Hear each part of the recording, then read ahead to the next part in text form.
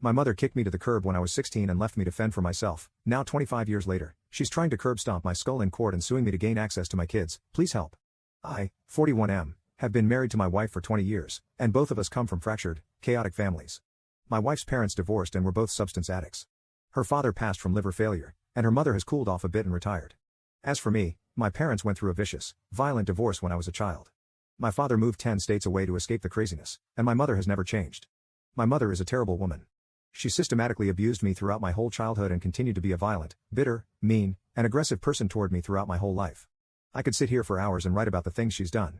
She used the courts to destroy my father's life for decades, and once he was out of the house, she turned her anger on me with physical and emotional violence.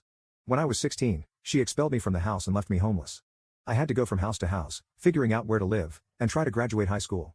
I ended up living with an older boy that was about 4 years older than me, and I had to engage in an intimate relationship with him in order to secure that housing.